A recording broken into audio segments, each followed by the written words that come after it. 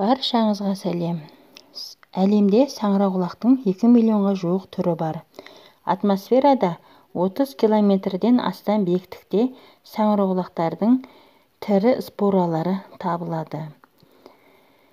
Чернобыль атом электр станциясындағы апаттан кейін станция маңындағы саңырауқұлақтар күшті радиацияға қарамастан аман қалған. Саңырауқұлақтар динозаврлардан да үлкен. Археологтар тапқан ең көне қазба саңырауқұлақ жерде шамамен 400 миллион жыл бұрын өскен. Плазмодиум саңырауқұлағы қозғала алады, әрине баяу, бірақ 1-2 күннен кейін ол кішкене саңылауларды басып өте алады. Кейбір жыртқыш саңырауқұлақтарда олар қоректенетін жәндіктерді ұстауға арналған арнайы құрылғылар бар. Кез келген саңырауқұлақтың шамамен 90% судан тұрады. Веселка әлемдегі ең жылдам өсетін саңырауқұлақ.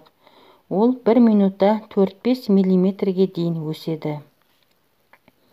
Эквадорда резеңкемен қоректенетін саңырауқұлақтар өседі. Саңырауқұлақтардың суреттері Чукотканың полярлық бөлігінде өспейтініне қарамастан жартастағы суреттерден табылған. Бұл тіршілік иелерінің алуан түрлерінің ішінде бас киімдерінің 70 мыңға жуық түрі бар. Әлемдегі ең қымбат саңырауқұлақтар трюфельдер. Әлемдегі ең үлкен салмағы 168 кг тартатын саңырауқұлақ 1988 жылы Жапонияда табылған.